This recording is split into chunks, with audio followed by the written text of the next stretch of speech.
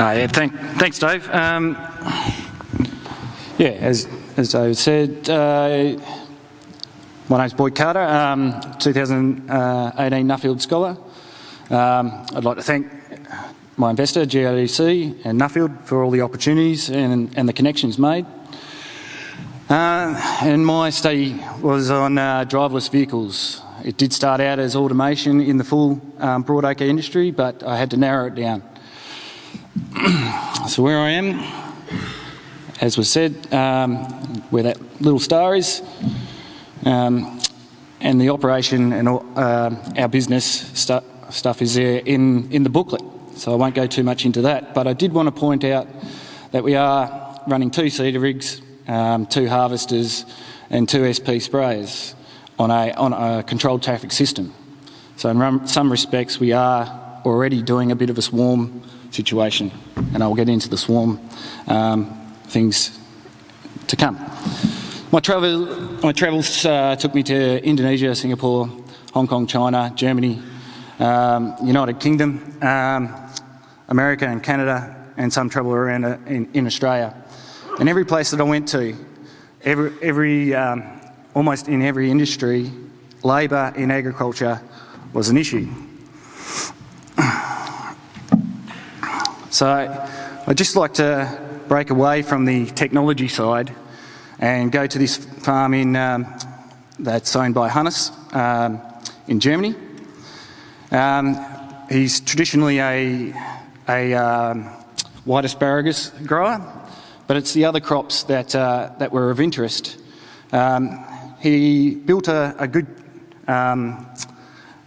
base with his immigrant community and was selling metre plots, and they'd come in on the weekends and come in and pick. So he was pretty much getting people to pay him to get his harvest done. And that was brought up a point to me that Andrew Bates said to me when I first started. Automation is not a silver bullet, so you still got to think about other options. It's not going to fix all the problems.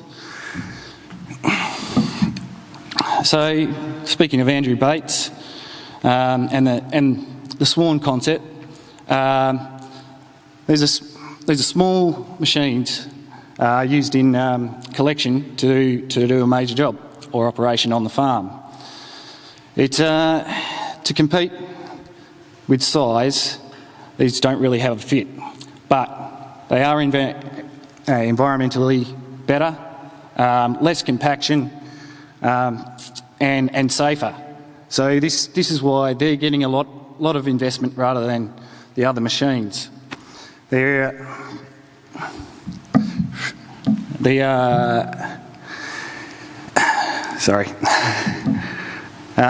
here's a short video of doing some spot spraying with the swarm farm.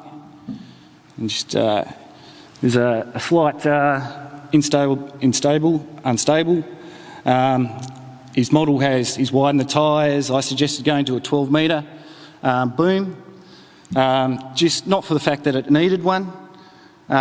With the no compaction, it wasn't an issue, but to get people to adopt it, farmers were more comfortable in that 12 controlled traffic system to get a greater adoption. And you wanted the greater adoption because the issue is that you need a nucleus for the service providers, the people that are going to come out and fix the machine, get your data right, your controlling right, and issues going on. To be there needs to be a nucleus of it for them to provide that service. So, moving on to the bigger machines,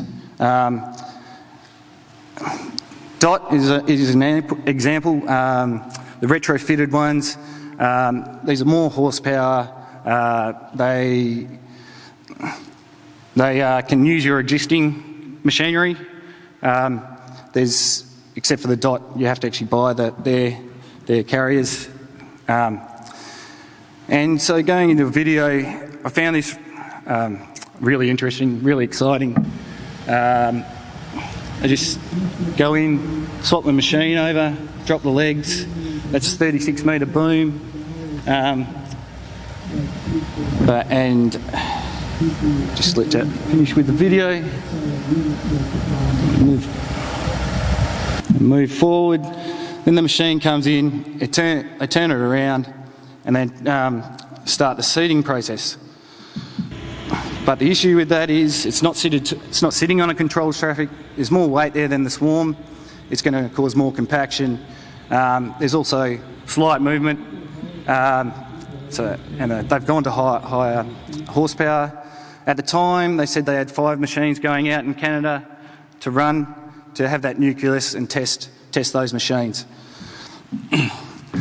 So moving on to the recommendations.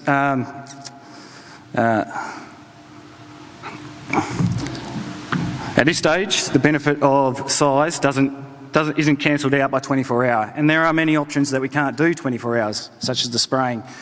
The supply chain is a hindrance, as I mentioned, the nucleus, getting people in there. Public roads, there needs to be more done for ag autonomous vehicles on public roads. But the real issue is these guys building the machines, they need just a starting point. They have the technology to go follow technology, even if it's sitting on a seat with a remote. They just know which direction to go.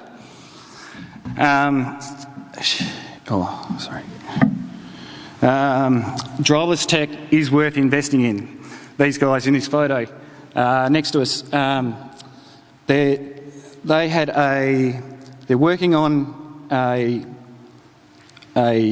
seeding system that uses vibration to drop the seed, so they're reducing weight on their smaller machine. And this technology will come through into our, even if you're not going down the driverless path.